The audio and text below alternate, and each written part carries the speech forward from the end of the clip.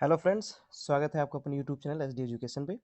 आज हम बात करेंगे सीटेट के मोस्ट इम्पॉर्टेंट टॉपिक अधिगम अक्षमता के बारे में। जो अधिगम अक्षमता है, ये सीटेट का यूँ समझ लीजिए मोस्ट मोस्ट इम्पॉर्टेंट टॉपिक है। ये यूँ समझ लीजिए सीटेट का फेवरेट टॉपिक है। यहाँ से क्वेश्चन जरूर पूछे जाते हैं।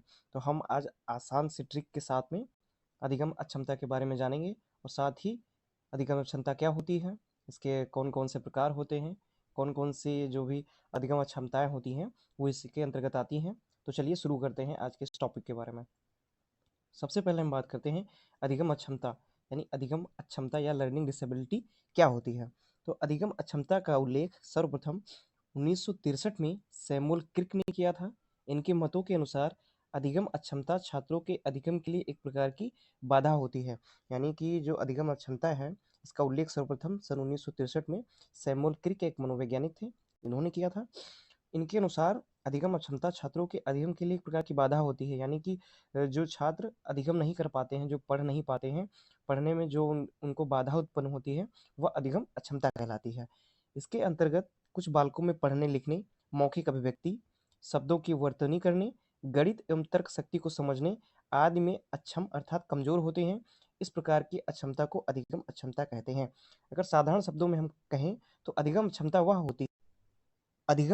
वह होती है कि जिसमें जो बालक होता है वो पढ़ नहीं पाता है, लिख नहीं पाता है, किसी भी प्रकार के शब्दों को जो वर्तनी होती हैं उनको बोलने में वो कठिनाई महसूस करता है, और जो भी गणित के जो भी सवाल होते हैं उनको वो लगा नहीं पाता है। ये सभी लगाने में वो अक्षम होता है, यानी कि वो कमज़ोर होता है। यही अधिगम अक्षमता कहलाती है, यानी कि लर्निंग डिसेबिलिटी कहलाती है।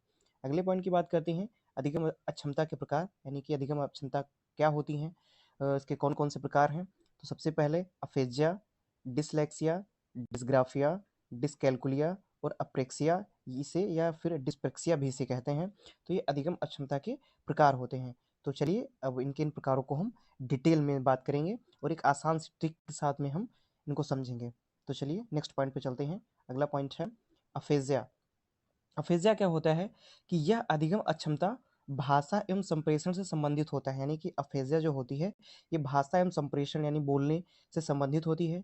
इस अधिगम अक्षमता से पीड़ित जो बालक होता है वो मौखिक रूप से सीखने एवं विचारों को अभिव्यक्त करने में कठिनाई का अनुभव करता है। यानी कि अफेजिया से पीड़ित जो बालक होता है वो मौखिक रूप से जो भी बोल करके सीखा जाता है, उन विचारों को अभिव्यक्त किया जाता है, उनको अभिव्यक्त करने में उसको कठिनाई का अनुभव होता है।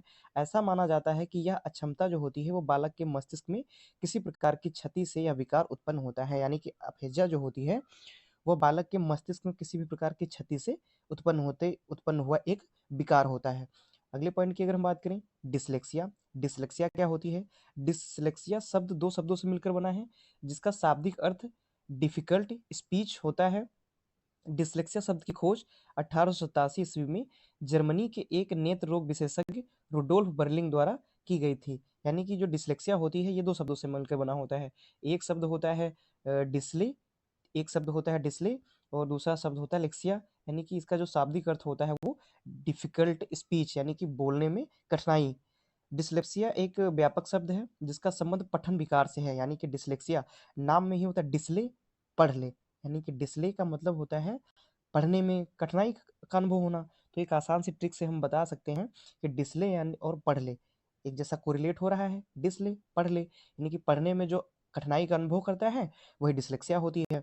तो डिसलेक्सिया का एक व्यापक शब्द है जिसका संबंध पठन विकार से है। इसमें बच्चों को लिखने, पढ़ने, शब्दों को पहचानने, समझने, याद करने, अक्षरों के क्रम में कठिनाई महसूस होती है।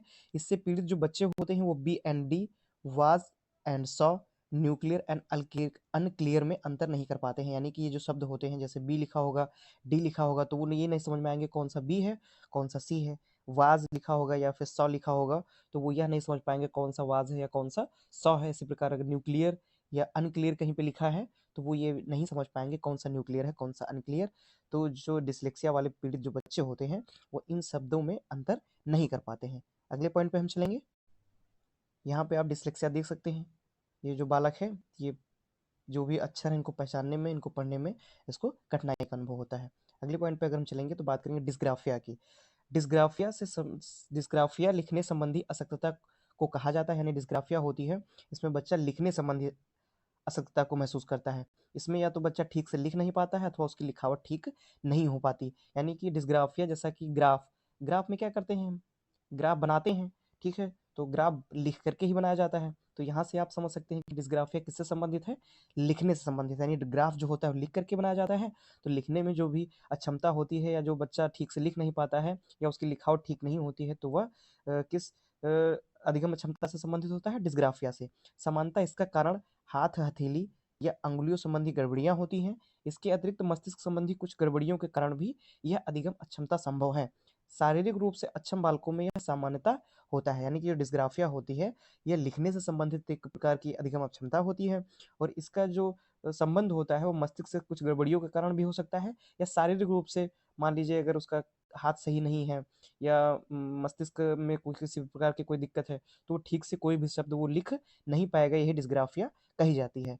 तो अगले पॉइंट की हम अगर बात करेंगे, यहाँ पर आप देख सकते हैं डिस्ग्राफिया से पीड़ित जो बच्चा होता है वो कुछ इस प्रकार से लिखता है, उसकी जो लिखावट होती है वो कुछ इस प्रकार की होती है, वो ठीक से लिख नहीं पाता है। यह डिस्ग्राफिया से पीड़ित बच्चा होता है। नेक्स्ट पॉइंट पे बात करते हैं, अगली बात करते हैं डिसकैलकुलिया की। यह एक अधिगम अशक्तता होती है जिसमें बच्चे गणित को समझने में कठिनाई का अनुभव करते हैं।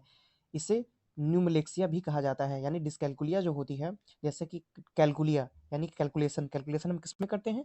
गणित में करते हैं। कैलकुलेशन किस में करते हैं हम?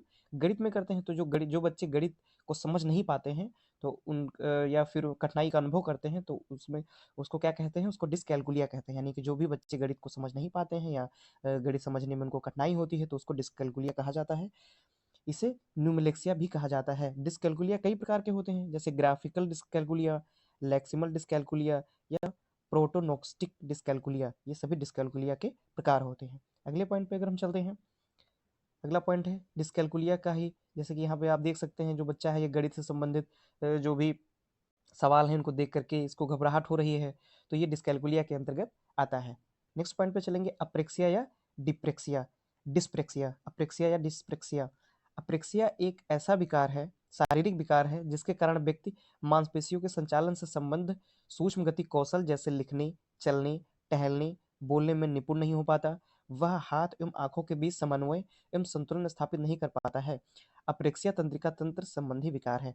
यानी कि जो अप्रेक्सिया होती है या फिर जिसे डिस्पेक्सिया भी कहा जाता है, यह एक प्रकार का शारीरिक विकार है, ठीक है? एक प्रकार का शारीरिक विकार है जिसमें जो बालक होता है वो लिखने में, चलने, टहलने या बोलने में सक्षम नहीं होता है, निपुण नहीं होता है, वह हाथ एवं आँखों के बीच में समन्वय संतुलन स्थापित नहीं कर पाता है।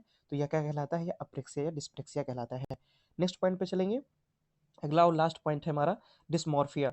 डिस्मॉर्फिया क्या होता है? डिस्मॉर्फिया एक ऐसा मनोविकार है जिसमें व्यक्ति को यह भ्रम हो जाता है कि उसके शरीर के कुछ अंग बहुत छोटे या अपूर्ण हैं। वह अपने शरीर के विभिन्न अंगों की तुलना दूसरे लोगों से करने लगता है। इसका प्रतिकूल प्रभाव उसके अधिगम पर पड़ता है। यानी डिस्मॉर्फिया से पीड़ित जो भी बालक होता है या जो भी व्यक्ति होता है, तो वो क्या करता है कि वह सोचता है कि जो हमारा कोई एक अंग विशेष है वह छोटा हो गया है।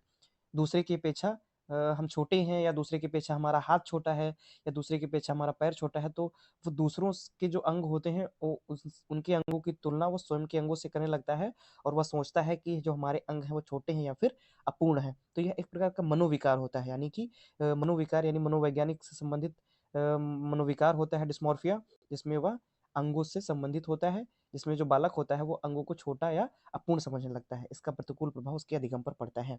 तो ये था इसका हमारा मोस्ट इंपॉर्टेंट टॉपिक, जैसे अधिगम अक्षमता के बारे में। और अधिगम अक्षमता के बारे में अगर यह टॉपिक आपको अच्छा लगा होगा तो प्लीज़ हमारे वीडियो को लाइक करें और चैनल को सब्सक्राइब करें। धन्यवाद।